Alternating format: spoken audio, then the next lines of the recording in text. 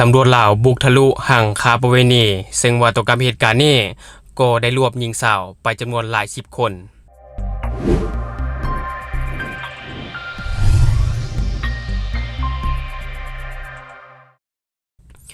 สบายดีท่านผู้ชมยินดีต้อนรับเข้าสู่รายการ Talk the New และในมื้อนี้ข้าพเจ้าจะนำเสนอข่าวที่น่าตกใจและก็ถือว่าเป็นข่าวที่สังคมลาวให้ความสนใจเช่นกันที่ว่าเจ้าหน้าที่ตำรวจของลาวได้บุกทะลุห้างค้าประเวณีอยู่ห้านกินดื่มในนครหลวงเวียงจันทน์ซึ่งเป็นการตอกย้ำถึงปัญหาสังคมที่ยังคงค้างฝังลึกอยู่ในประเทศลาวเฮาซึ่งว่าต่อกับเหตุการณ์ที่ว่าเจ้าหน้าที่ได้มีการบุกทะลุนี่ก็ถือว่าเป็นจุดหนึ่งที่ว่าเป็นจุดสุ่มนะครับผู้ชม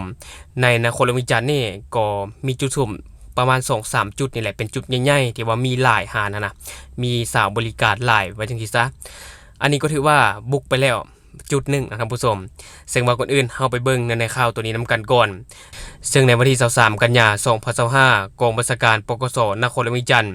ได้สมทบกับกรมตำรวจสกัดกั้นและต้านการค้ามนุษย์ลงเคลื่อนไหวกวดกาอย่างเข้มงวดตามร้านอาหารร้านกินดื่ม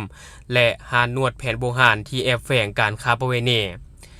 ซึ่งว่าจุดเป้าหมายสำคัญแม่นอยู่บ้านโคกสะอาดเมืองไซธานีนครหลวงเวียงจันทน์และก็มีบ้านโศกน้อยเมืองไซเซธาซึ่งว่าพื้นที่ดังกล่าวถูกรายงานว่าเป็นจุดที่มีกิจกรรมการค้าบริการที่ว่า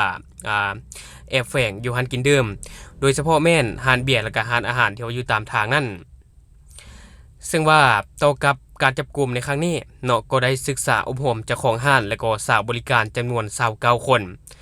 ซึ่งว่าผลของการจับกลุ่มกวดกาเจ้าหน้าที่ก็ได้นำตัวเจ้าของห้านกินดื่ม5คนหญิงสาวขายประเวณีที่ว่าแอบแฝงจำนวน29คนหลังจากนั้นเจ้าหน้าที่ก็ได้นำตัวมาสืบสวนสอบสวนตามขั้นตอนของกฎหมายซึ่งว่าผ่านการสอบสวนเจ้าของห้านทั้ง5คนก็ได้ให้การรับสารภาพต่อกับเจ้าหน้าที่ว่าพวกเขาได้เช่าสถานที่เปิดห้านขายเบียร์และได้รับเอาหญิงสาวบริการมาประจำอยู่ห้านซึ่งการที่เฮ็ดแบบนี้ถือว่าเป็นพฤติกรรมที่ละเมิดต่อกฎหมายคือ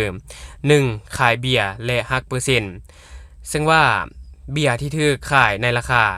38,000 ต่อแก้วโดยสาวบริการจะหักเปอร์เซ็นต์เนาะหักเปอร์เซ็นต์ขายเบียร์ 6,000 กีบต่อแก้วและข้อที่2ก็คือว่าการค้าประเวณีและค้าออกห้าน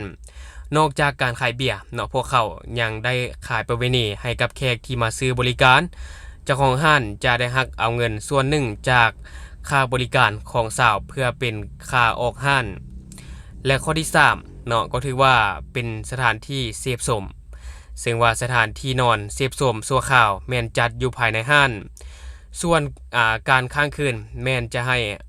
ออกไปเช่าอยู่เรือนบ้านพักที่ใกล้เคียงและข้อที่4ก็คือว่าค่าของชีพซึ่งว่าเจ้าของห้านก็ได้รับผิดชอบค่ากินอยู่เนาะค่ากินอยู่ค่าพักเช้าให้กับสาวบริการทั้งหมดที่ว่ามาประจำอยู่ห้านดังกล่าวซึ่งว่าคำถามที่สังคมเนาะตั้งขึ้นก็คือว่าเป็นหยังกิจกรรมแอบแฝงค้าประเวณีจึงยังแพร่หลายอยู่ในสังคมลาวในปัจจุบันข้าพเจ้าจะแบ่งเทื่อละปัญหาเนาะปัญหาต้นทำอิฐเลยน่าจะเป็นปัญหาเรื่องของเศรษฐกิจและก็การหารายได้ซึ่งว่าสาเหตุหลักที่สุดก็คือว่าปัญหาปากท้องและก็เศรษฐกิจซึ่งการบริการทางเพศมักจะเป็นทางเลือกหนึ่งเนาะการหารายได้อย่างว่องไวเพื่อเป็นการแก้ไขปัญหาทางด้านการเงินโดยเฉพาะก็แม่นสำหรับผู้ที่มาจากพื้นที่ชนบทที่ขาดโอกาสด้านอาชีพและก็การศึกษา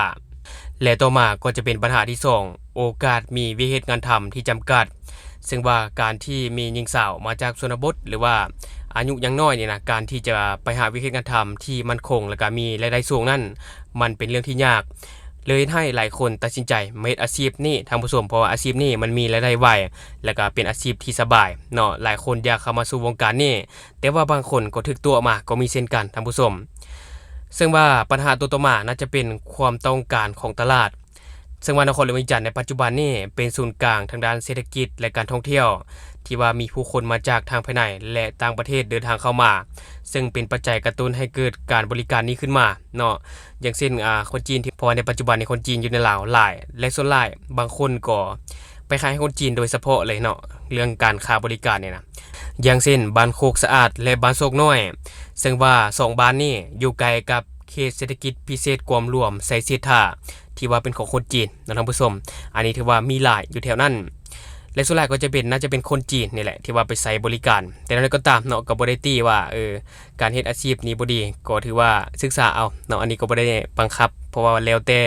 การตัดสินใจส่วนบุคคลซึ่งต่อกับกรณีนี้เจ้าหน้าที่ก็ยืนยันว่าการกระทำของทางเจ้าของห้านและก็หญิงสาวแม่นการละเมิดต่อระเบียบกฎหมายและฮิตของประเพณีอันดีงามของชาติลาวเฮาอย่างแรงต่อกับเจ้าของห้านเนาะเจ้าหน้าที่ก็ได้ศึกษาอบรมเฮ็ดบทบันทึกให้หยุดเศร้าการเคลื่อนไหวและก็ขึ้นบัญชีนี้เป็นเป้าหมายในการติดตามอย่างเข้มงวดถ้าหากว่ากระทำผิดซ้ำอีกอาจจะถูกดำเนินคดีอย่างเข้มงวดและต่อกับสาวบริการเนาะเจ้าหน้าที่ก็ได้ศึกษาอบรมและก็ส่งกลับคืนให้ผู้ปกครองศึกษาอบรมต่อและสอกหาอาชีพที่ถูกต้องตามกฎหมายซึ่งว่าต่อกับเหตุการณ์นี้ถือว่าเป็นสัญญาณเตือนให้กับทุกคนเนาะที่ว่าอยู่ในสังคมต้องเอาใจใส่และก็ร่วมกันปราบปรามปัญหาการค้าประเวณีและก็การค้ามนุษย์เพื่อรักษาความเป็นระเบียบเรียบร้อยให้แก่สังคมลาวเฮาอันนี้ก็ถือว่าเป็นข่าวหนึ่งที่ว่าข้าพเจ้าได้เก็บมาฝากท่านผู้ชมและบัดนี้ข้าพเจ้าจะพาท่านผู้ชมไปเบิ่งอีกหนึ่งเหตุการณ์ท่านผู้ชมที่ว่ามันหาเกิดขึ้นสดๆใหม่ๆซึ่งปกส.แขวงเชียงขวางรายงานว่าในวันที่9ตุลาคม2025เวลา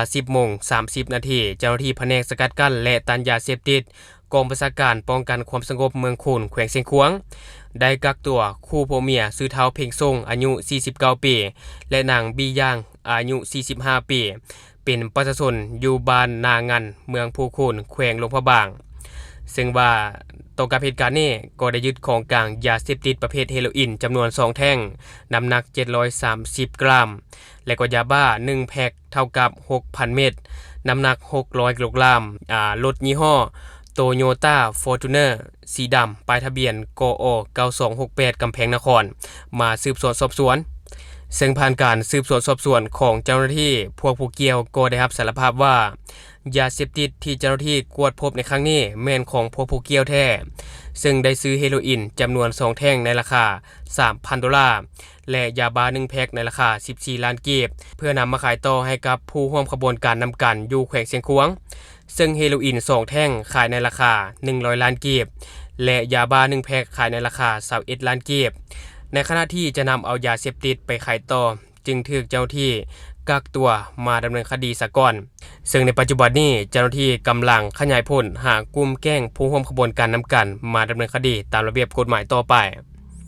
อันนี้ก็ถือว่าเกิดขึ้นอย่างต่อเนื่องเอายาเสพติดว่าจะอยู่ในไทยก็คือกันอยู่ในลาวก็คือกันถือว่ามีการปราบปรามอย่างต่อเนื่องถือว่ามีหลายพอสมควรแต่อย่างไรก็ตามก็ขอเป็นกำลังใจให้กับเจ้าหน้าที่ที่เกี่ยวข้องทั้งลาวแล้วก็ไทยเนาะส่วนปราบปรามให้มันหมดสิ้นไปและทั้งหมดก็คือสิ่งที่ข้าพเจ้าอยากจะนำเสนอในมื้อนี้สำหรับท่านผู้ชมคนใดเบิ่งคลิปของเราแล้วยังบ่ได้กดติดตามช่องยังบ่ได้กดกระดิ่งแจ้งเตือนก็อย่าลืมไปกดเพื่อเป็นกำลังใจให้ข้าพเจ้าได้ผลิตคลิปดีๆแบบนี้ออกมาเรื่อยๆหรือสำหรับท่านผู้ชมคนใดอยากตำหนิติเตียนก็สามารถฝากไว้ได้ไปใต้คอมเมนต์ของเราแล้วเราจะเข้าไปอ่านและก็ตอบแลกเปลี่ยนประสบการณ์นำกันอย่าลืมสนับสนุนกันโดยการกดติดตามช่องขอขอบใจ